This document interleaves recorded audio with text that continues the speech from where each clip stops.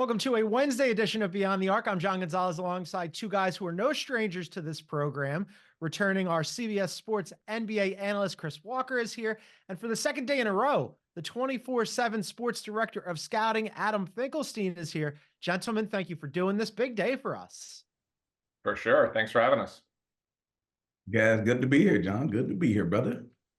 Yeah, we have a ton to get into. I'm glad you guys are here. Later in the show, we're actually going to talk about the draft. The first round of the draft is tonight. We're going to get into the latest rumors and reports about who's trying to move up and down and all that good stuff. But first, massive trade on Tuesday night. The Knicks acquire Mikal Bridges. The Nets get 5 first-round picks, guys. 4 unprotected in 2025, 2027, 2029. Chris is already shaking his head. And 2031. That's not all. They got a 2028 unprotected first-round swap. They threw in a 2025 second-round pick because why not? And then Bojan Bogdanovic also headed across the bridge to Brooklyn for salary matching purposes. Chris, I'll start with you, and then we'll go to Adam. Just initial reaction when you heard about this deal. Listen, my phone was buzzing, guys, all right? I got my V's way up, Fink. I'm telling you right now, we're looking at an unbelievable reunion. I don't know if it's ever been something like this ever done where guys that have won national championships, multiple national championships, on the same collegiate team. Obviously, the buzz with Jalen Brunson and what he did last year and the run that the Knicks made, and now getting Mikal Bridges, a superstar, right? And the Nets, Brooklyn Nets Suns trade to now come across the bridge, as you say, John, to unite with his boys. I'm telling you right now, New York, here I come. Listen, I'm a Laker fan. But proximity to New York, now that my 4 guys are there, the Nova Knicks, count me in.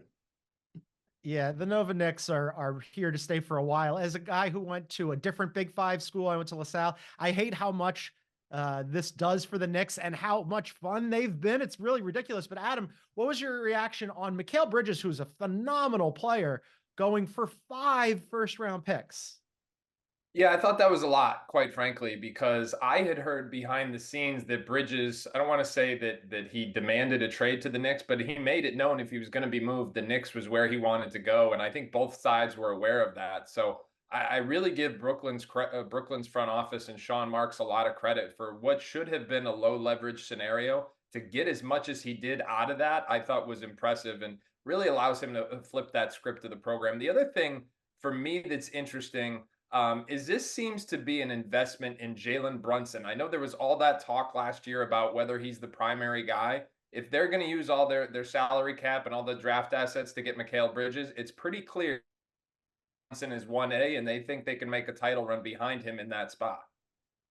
Yeah, there is so much that we got to get into from this trade. But normally on this program, we'd be hearing from our resident Knicks fan, Ashley Nicole Moss. You guys are filling in for her and for Bill today. But because this trade went down, we had to find out what Ashley thought about it. Here she is recording a little video for BTA today. John, listen, I know it's a very sad day for you. Sadder day than normal being a 76ers fan. Sad as your existence. Can't relate because the New York Knicks are up, baby. We are up. 2025 champs on the way. I know a lot of people have been dissecting this Bridges trade. I'm going to tell you why it's perfect. Because Bridges brings all the things that the Knicks need. Defense, scoring, reliability, availability, and he brings the chemistry. The Nova Knicks are alive as well. Listen, I know that Philly has a love-hate relationship with Villanova. Not quite sure why. I'm going to leave that to the people who are from Philadelphia, Philadelphians, I guess you guys call yourselves. But don't worry, we took them off your hands. You don't have to worry about them. Really, you don't have to worry about winning either because that's not something the 76ers are going to have to concern themselves with. Next season, Knicks Town, baby, the second best team in the Eastern Conference. It belongs to the orange and blue, and I cannot wait for basketball season. I'm going to throw it back to you guys, though, because I know we have the draft and stuff to talk about. But go Knicks! Nova Knicks, we here! We here! That was a lot. John, you got to be kidding me, John. Come on, John. Come Yes, on, you got me. people from Philadelphia do in fact call themselves Philadelphians. That was my favorite part from Ashley. Thank you, Ashley. Not surprising, Ashley's takeaway on this. There are some things though that I wanna dig into with the two of you guys about this trade. And Chris, I'm gonna come back to you on this. Ashley mentioned that the Knicks are the second best team in the Eastern Conference right now. I think that's probably right. Their odds have improved from 16-1 prior to the trade to win the Eastern Conference, to win the NBA title, to 9-1. So that's second best odds in the Eastern Conference. Only the Celtics, and then out west, the Thunder, the Mavs, and the Nuggets have better odds there from Vegas. I'm wondering though, this starting five is loaded. We're going to put aside the cost that it took to get Mikal Bridges for just a second. Let's just talk about like the top line talent here. Jalen Brunson, Julius Randle, Mikal Bridges. Hopefully they re-sign, or they hope to re-sign OG Anunoby. And then it's going to be harder with Isaiah Hartenstein, but you still do have Mitchell Robinson. Top line talent, Chris. How good is their starting five relative to the Celtics?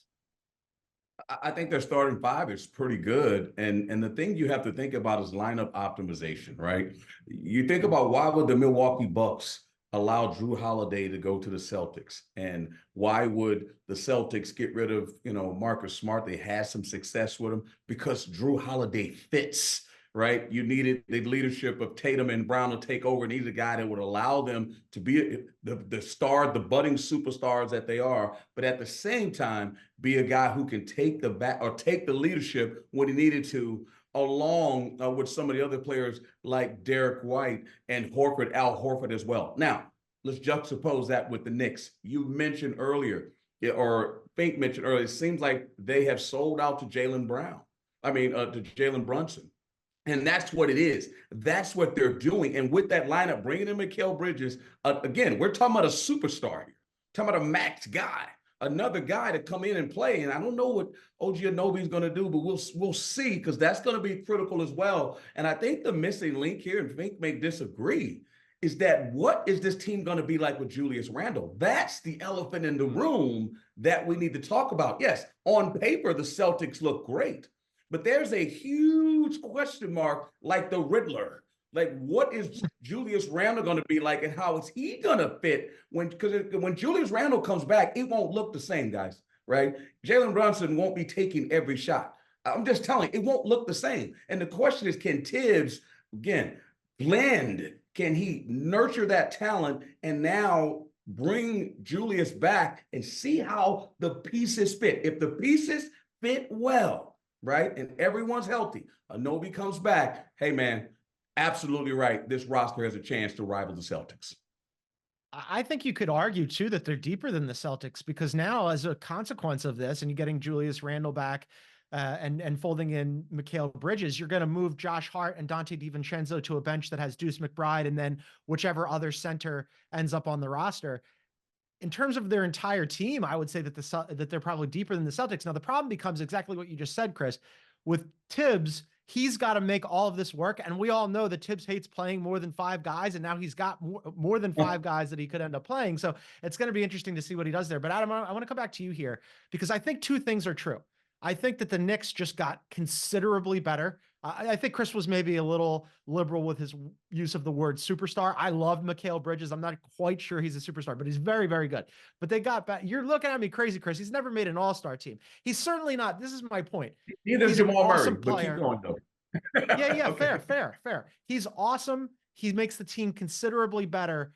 It's hard for me, Adam, to then look at this and go, he's worth 5 first-round picks. That's as many first-rounders as the Wolves gave up for Rudy Gobert. It's one more pick than Brooklyn got for Kevin Durant, who is a superstar, Chris. And it's considerably more than the Celtics paid for Drew Holiday, Derek White, or Kristaps Porzingis. Adam, the Celtics got Drew Holiday for 2 broken players and 2 bad first-rounders.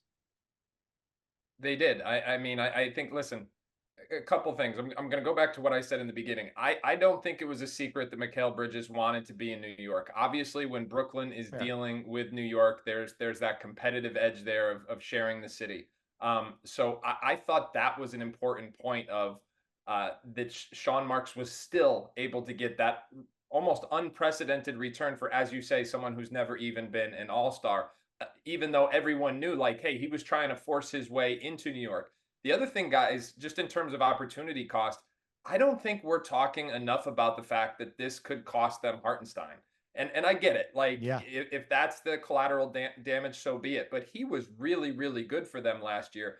And if Mitchell Robinson's your 5-man, like, I tell you what, it changes for me, and that's my mock draft. I mean, I think it's very likely the Knicks have to go target a backup big man in this one. Are we going to see Julius Randle play small ball 5 this year? It's gonna they're the backup center position, especially if there's some injuries again this year. That gets interesting in New York. But the total package that Brooklyn got out of this, it allows them to reset their franchise because they were really in no man's land here, coming off that Kevin Durant, James Harden, Kyrie Irving experiment where they went all in and they didn't have the draft assets to go into full rebuild mold. Well, guess what? They have it now, and there's a clear direction in Brooklyn for the first time since they had to move off the big 3. So this is, I think, in my opinion, a huge win for Sean Marks and that Brooklyn franchise. And that's not to say it's a loss for the Knicks, because I think too often we say, like, who won this trade? The best trades are win-win outcomes, and I think you can make the case this is one of those. I'm glad you brought up the fact that now the Knicks, that they didn't move any picks from this draft for tonight. They still have numbers 24 and 25. And because of the Isaiah Hartenstein domino effect here, if they end up losing him, yes, they're going to need a backup big, because we all know that Mitchell Robinson's availability has been questionable over these last few seasons. And they're going to, they really do need to hit on one or two of those picks tonight to have rotation players. So we'll see what they do. But I'm also glad that you mentioned the Nets. We're going to take a quick break. And then on the other side, Chris was kind of shaking his head about what he thinks about the return here. But I want to get into the Nets and them hitting the hard reset on that franchise and how I think I'm with Adam. I think that they've set themselves up for a reboot process here, and they're going to be open for business. But we'll get into that. They may be good 50 years from now, John. Maybe 50 years from now, they may be good. So we'll see how that works. Hey, you can't rush these things, Chris. We're going to talk about it on the other side. This is Beyond the Arc right here on CBS Sports Network.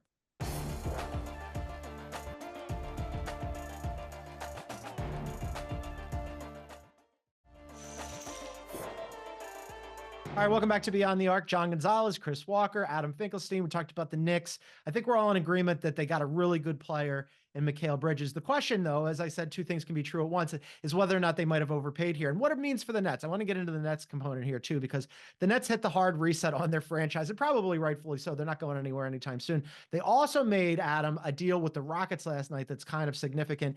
They got their picks back in exchange for the first rounders that they controlled from the Suns. And we'll get into what that might mean for the Rockets later on and how they might be targeting KD. But for the Nets, bottom line here is they control all their own picks now, again, except for the 2027 draft. And they got control of the Knicks picks. So they have 12 first rounders now between now and 2029. The next draft, 2025, is loaded. Cooper Flagg's in there. What does this mean in terms of draft capital for them moving forward? It seems like they've really set themselves up to get some nice young pieces going forward. Well, listen, not every first round pick is the same. And I think there's a habit to talk about them if they are when they're down the road. But the Knicks picks are probably not going to be very good. I mean, you foresee that core staying together for the foreseeable future. So the chances of those conveying into, lottery picks are not very high. Now, the chances of Brooklyn's own picks conveying into lottery picks are very high because they're going to be awful. And let's be clear. I think the fire sale is just getting started. Anybody want Nick Claxton? Who do you want? We'll take any, like Sam Presti, Danny Ainge. We got the playbook. We're going to follow it now. I think the other thing, too, that we're not talking enough about, when Sean Marks first got to Brooklyn, he did a really impressive job by finding value on the margins. And then with Kenny Atkinson as the head coach, developing their players internally. That was why they were first able to attract those big name stars, because they were impressed by the player development. They were impressed by the culture. And obviously, Brooklyn is an attractive place to play. They can get back to that, which really looked like it was going to be a core identity. And now that they have their own picks, again, they are going to be bad next year. In the 2025 draft, right now, people are saying it's loaded. It looks really good right now. We'll know a whole lot more in the next year. But if you get a pick that's got a chance to be a lottery pick, a high lottery pick next year, that is a great start at a rebuild. And again, Sean Marks has shown that he knows how to do this rebuilding process. I think it's arguably the most impressive thing he's done in his whole tenure in Brooklyn. Those first few years where they went into rebuild mold, that was really set the standard of how you do it right. Chris, you don't look impressed. You don't seem impressed here. The Well, fire sale. I wouldn't say I'm Adam impressed. is Adam is I right. mean, listen, I respect Fink a whole lot. I mean, he's very well versed in this. Here we go. I just share a different opinion. I like Sean Marks, but to me, getting KD, Harden, and Kyrie on the same team is more impressive than getting the draft picks, because to me, at the end of the day, except it's not a video game. It didn't work out, but there have been teams that have gotten guys like those three guys and been successful. And again, and Sean is not the coach, he's a GM. They hired Steve Nash, same GM. Again, nothing against Sean Marks. I'm just saying that just because you get the picks, and I talk to all these NBA guys like everyone else, and I'm a college guy at heart, and then again, my animus towards picking players that are, to me, somewhat are unproven, potential based, and again, the draft being a crapshoot, these guys make mistakes tons of times. It sounds great. That's why I think New York got the better of this deal, even though it's hard to turn down the bevy of picks that the Nets got. And guys, I think it's a hard business. The NBA is a rough business. Guys never get to finish the job that they set out. This seems like a great thing. It seems like they're going to, as they say, process their way into a great situation. You see what Sam Presti's doing. And you see what Philadelphia end up doing. So if that's the route that you're going, and when people talk about, the 2025 draft's going to be great, this is great.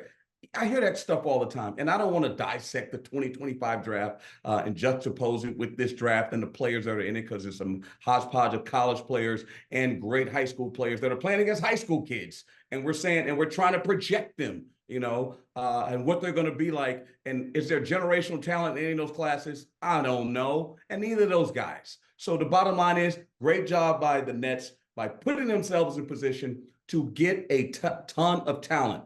But at the end of the day, who wins at the end of the day at this level?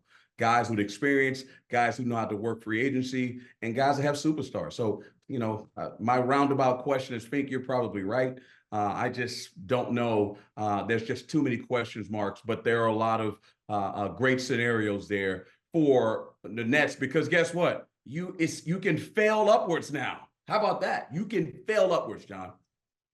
Well, they're not done. I mean, look, they still have, as Adam mentioned, they've got pieces that they can sell off, right? I mean, they could sign and trade Nick Claxton.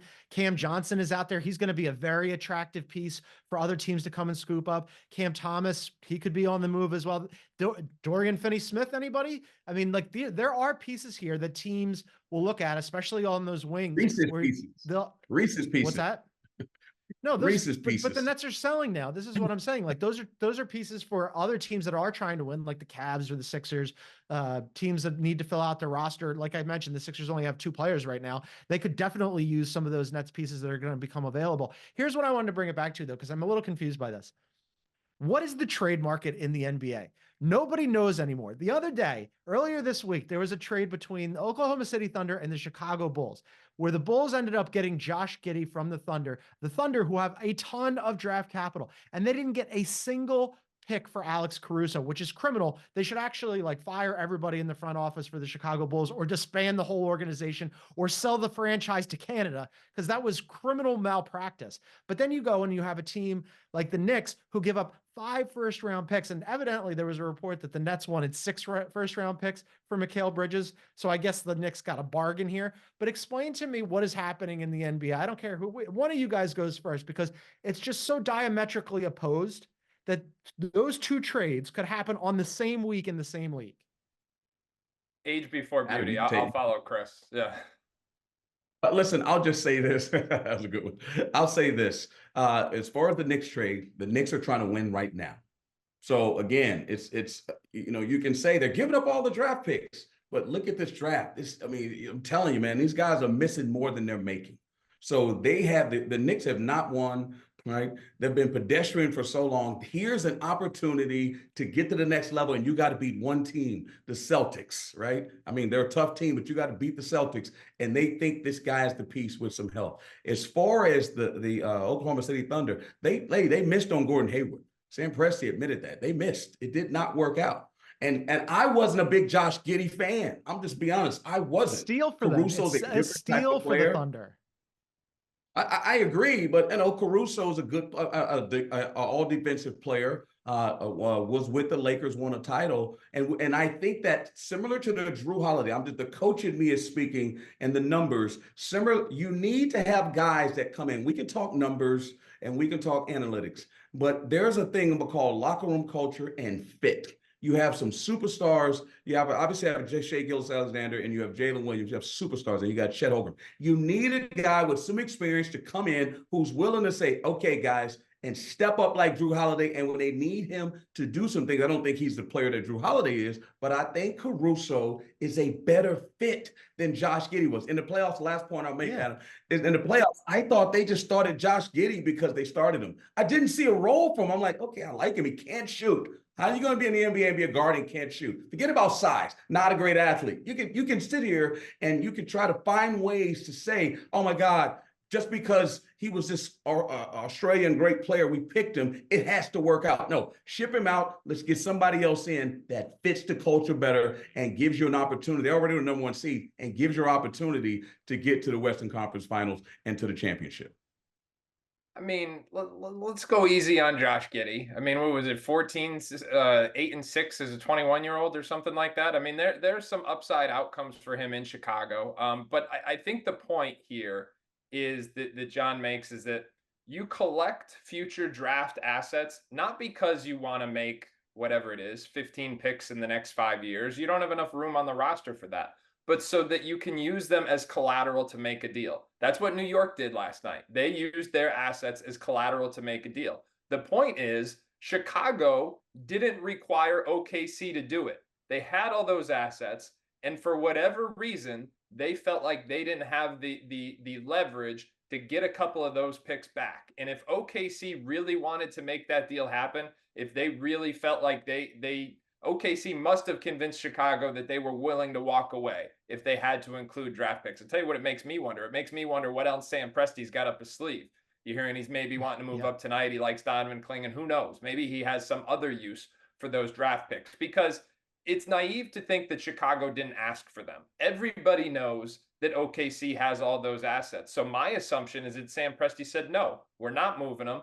And if that's the requisite, we're not doing this deal. So what else is he going to use those assets for? Because the point is, like, you accumulate assets to use them in a big deal. It's what New York did last night. It's what we would have presumed that OKC did. They didn't have to. So what are they going to use them for now?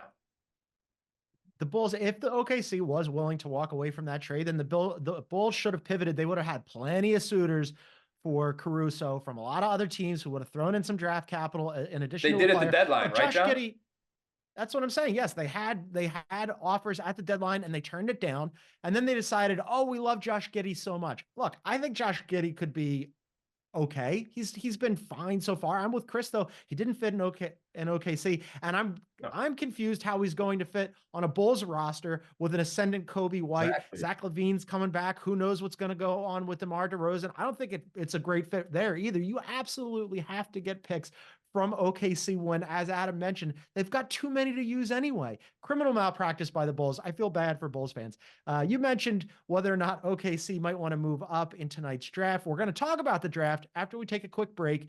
Movers, shakers, who might move up, who might move down. What's going to happen? I'm wearing my Outcast shirt tonight for Atlanta. They got the first pick in the draft. We'll get into that on the other side. This is Beyond the Arc right here on CBS Sports Network.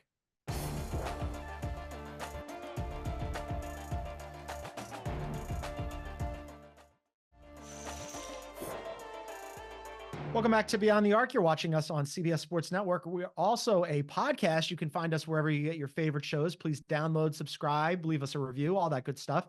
The Atlanta Hawks, Adam, first pick in tonight's draft at present. They haven't moved it yet. First time they'll have the first pick in almost 50 years. They could use a lot of different stuff. They have a lot of questions this offseason about whether or not they're going to move DeJounte Murray and or Trae Young. Clint Capella is in the final year of a $22 million deal. That expiring deal could fetch something. I know that we talked yesterday on our mock draft about them making a pick here of one of the Frenchmen, but evidently, reportedly, as you and others have mentioned, Alex Sarr decided not to work out for the Hawks because he would rather go to the Wizards. So if that's the case, and I've heard a lot of About people float this theory, but I'm wondering what you think about it. If that's the case, and you're the Hawks and you know this, why not take Sarr and make Washington pony up some extra draft capital to move him to Washington, and then you can take the guy you're going to take anyway? Well, it's good in theory, unless Washington calls your bluff and you're left with even more drama, because you're a team right now that went all in that DeJounte Murray trade. You leveraged your future. You finished 10 games under 500, and you're in the luxury tax. And now you're saying rip it down. People like me are saying move the pick, but they don't have their trade assets in future years. So just like we were talking about with Brooklyn, we saw Brooklyn made the move to get their assets back. That's why they did that deal with Houston. They said, hold on, we want our picks back. Well, Atlanta's in that same situation. San Antonio owns Atlanta's future picks because of that DeJounte Murray situation. So as much as they should want to rip it down right now, they really can't because they don't own their own assets. So what I would do, quite frankly, is try and turn one asset into multiple. It's a flat draft, meaning there's not much difference between the number 1 pick and the number 5 pick. You're hearing some sentiment that maybe Quinn Snyder wants Donovan Clingan. Donovan Clingan may be available at 5. But what the reporting has been today is that Atlanta's asking price has been too high for anybody to want to move up. And the other factor, to your point, Sean, is that Sarr took away some of their leverage. Anybody who wanted to take Sarr now thinks that Atlanta can't take him because he refused to work out there. So if it were me, I would be trying to turn this 1 pick into multiple picks, whether that's multiple picks in this draft or perhaps with San Antonio, who is believed to covet Risa Shea a little bit. You say, hey, we'll switch 1 for 4, but give me back 1 or maybe even 2 of our future picks and try and reset this as much as you can, because they went all in on this DeJounte Murray, Trae Young backcourt, and it's just not working. Listen, I would certainly agree on the latter point about going all in on DeJounte and Trae and it not working out. Quinn Snyder, I think, is an exceptional coach. And that front office, Landry Fields, they have a lot to think about here. And you make great points when you say, hey, get your assets back. You know, Atlanta has never been wildly successful in a league for a very long time. And you have a superstar on the books like Trae Young making $43 million and DeJounte Murray, and you say you leverage your future. The question is, Sarr doesn't want to be there. Okay, that's what he's saying. And so now, as you mentioned, this has been not the greatest draft. People have been talking about it and bemoaning this draft. Try to get some assets back and see what you can move around. I guarantee there's a lot of movers and shakers because, again, this is not a great draft as far as names and pageantry. But as you mentioned, Fink, it may be a way that a savvy GM can do some maneuvering and get some things back in the coffers for the future. You mentioned savvy GMs, movers and shakers. We think we know what's going to happen with the first 2 picks and the first 2 teams. After that, though, I think all of us are expecting some fireworks, especially when it comes to the Houston Rockets, who last night with that trade with the Brooklyn Nets signaled that they are star hunting. They could be looking to move that pick. They could be looking to trade back. There's some teams ahead of them that are looking to move up. We're going to discuss all of that on the other side. You are watching Beyond the Arc on CBS Sports Network.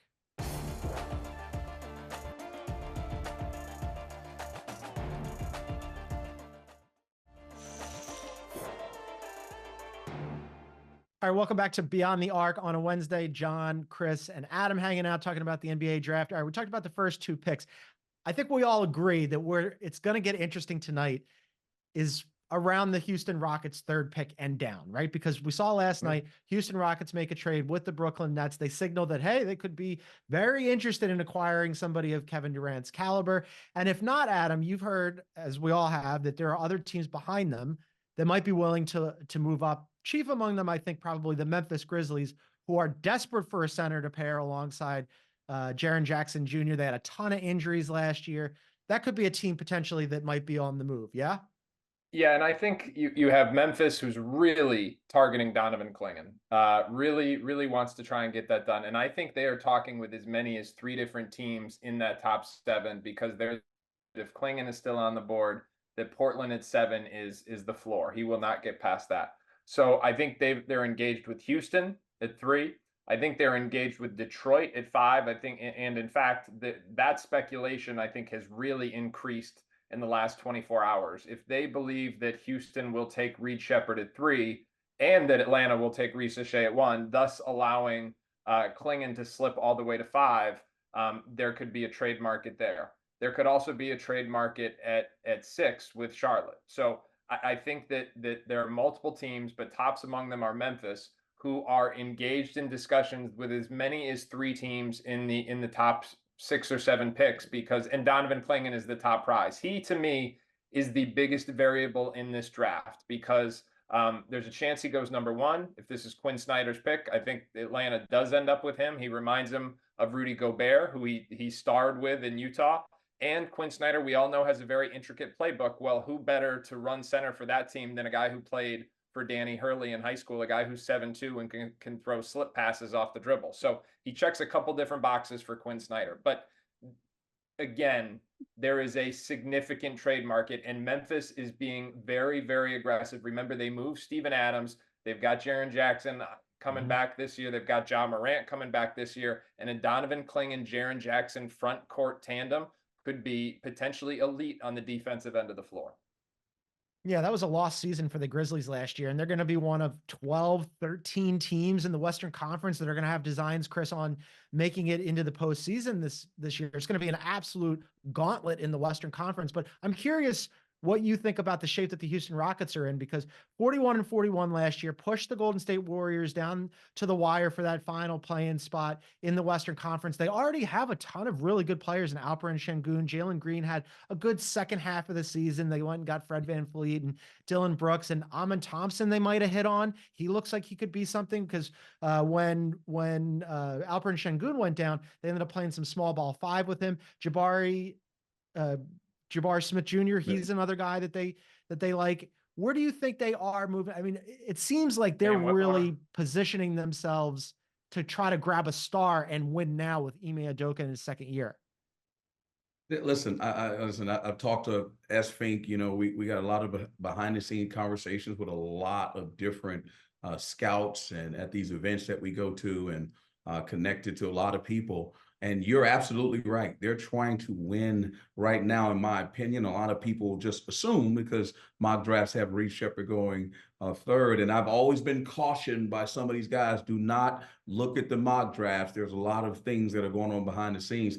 Chief among them is that Kevin Durant, or necessarily the Phoenix situation where, and I mentioned this to one of the guys when I was talking about the Rockets, said the Rockets have a lot of pieces, but they don't have a centerpiece.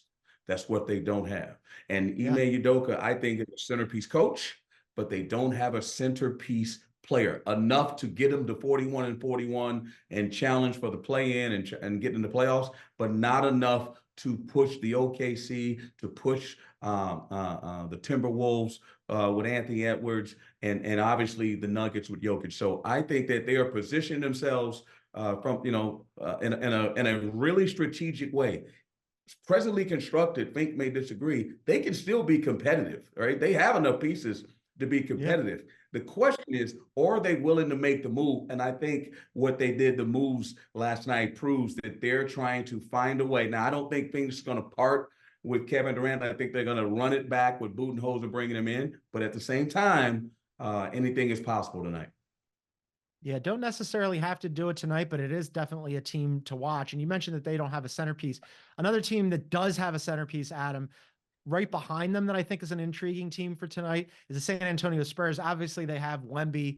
They've got picks 4 and 8 tonight, and they've got Devin Vassell.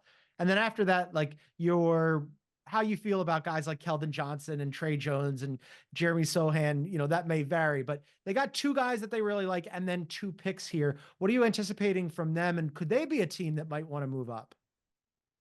Yeah, I think they certainly could. To me, they need shooting more than anything else. There's a lot of Stephon Castle buzz.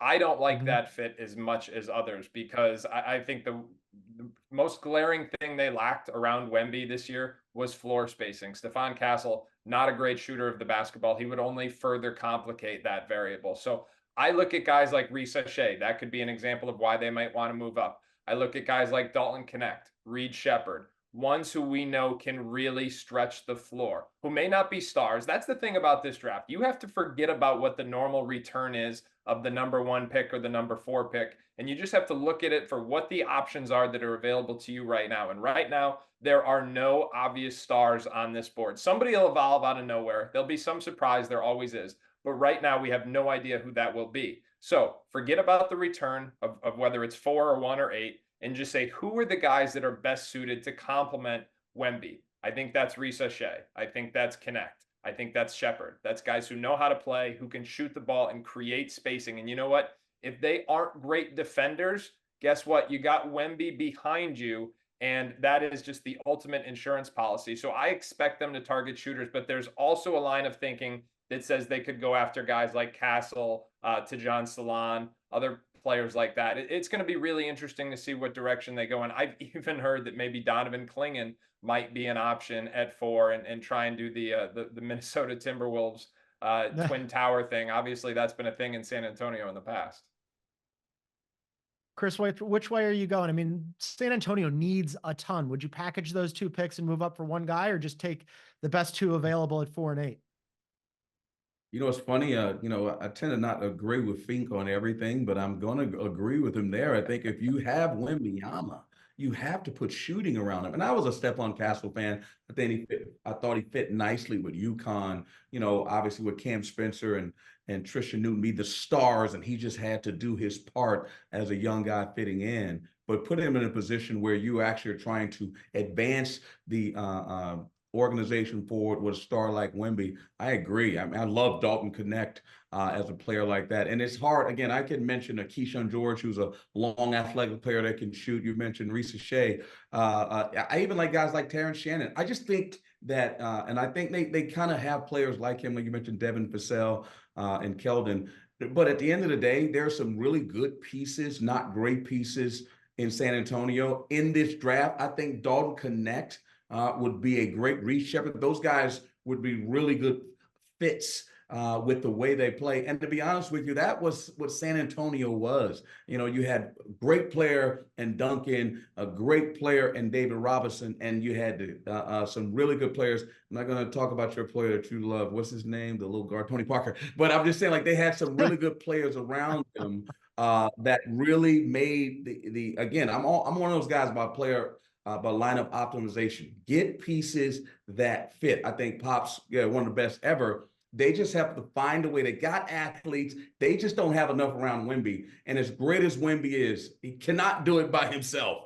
He needs some other players around him. And I think they have a chance at 4 and 8 in this draft to grab a couple of shooters, Fink. I mean, to grab a couple of guys that's what they're known for. Be intentional in that regard and really help Wemby. As far as the last thing I'll say about the Clingan thing, that would be phenomenal. It will be great to watch, but will it lend itself to winning? I don't know.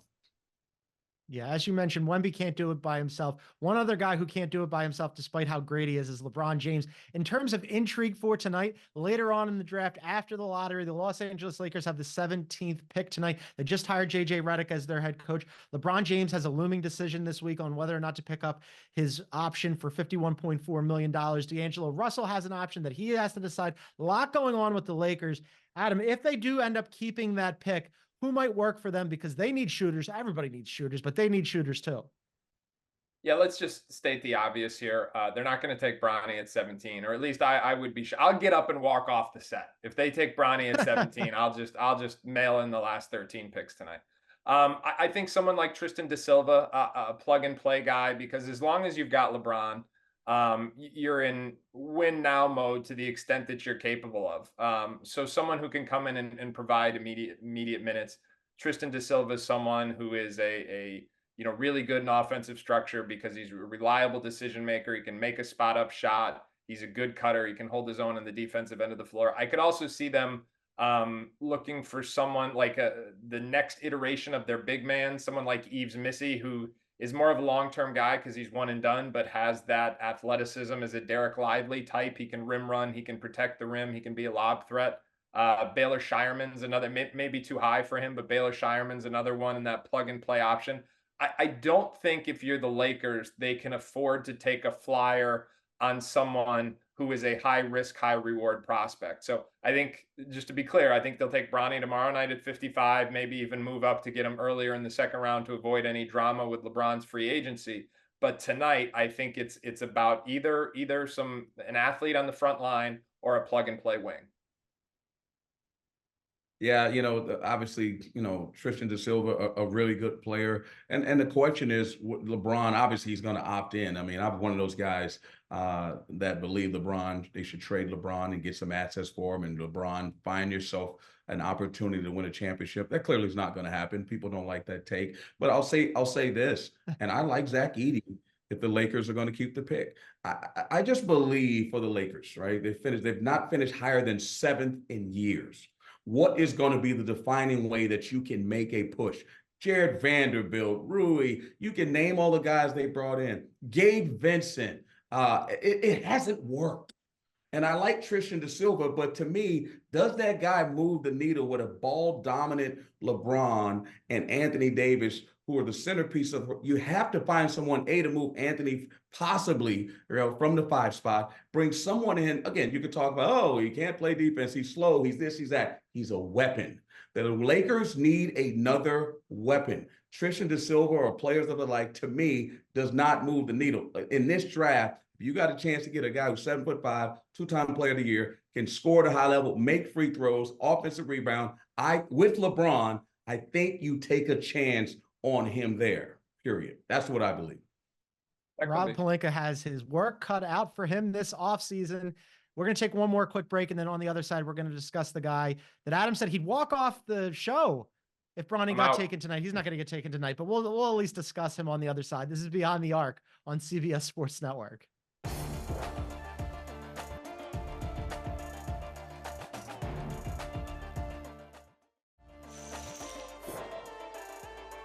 Welcome back to Beyond the Arc.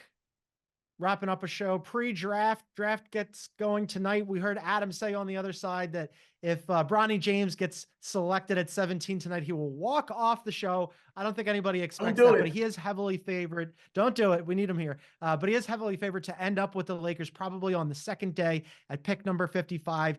Lakers minus 130 to grab him, Adam. Should we just pencil it in? Yes. The only caveat is, as I said, if they trade up because they don't want to risk any complications with LeBron's free agency. So if they trade up early in the second round, but remember, LeBron's been telling us for 2+ years that he wants to play with Bronny. As much as they tried to walk it back in the last few weeks and months, we know that to be the case. He repeated it over and over again, and everything their representatives have done has been to set that up. They've only allowed him to work out for 2 teams, LA and Phoenix. Phoenix is not realistic because they need guys who can be a rotation player right now. They've also said that he won't accept a 2-way contract. What player who averages under 5 points per game won't accept a 2-way contract? Guaranteed contracts only. There's only one team that's going to give him a guaranteed deal, and that's the Lakers. Bronny James will be on the Lakers. Absolutely. I mean, that's the only thing. Listen, if any of us had a big time company, of course, someone has our last name is going to be a shoe-in for a great position. And that's what's happening here. Nepotism at the highest form. But the only thing I don't like, and I'm a big LeBron fan as anybody on this planet, is just the arrogance of Rich Paul to say, you know what, I know LeBron's here, but we're going to back our bet and say we're not taking a 2-way contract. Come on, man. It is what it is. Just take it, take the win, move on. And I wish Bronny James the best, but we all know, John and Fink, if his last name was Jenkins, he wouldn't be touching this draft. No, we're not even talking about him. It's James. We're going to be talking about him a lot. That's going to do it for us today, though. We'll be back on CBS Sports Network at 2 p.m. Eastern tomorrow and Friday to review all of our first-round reactions.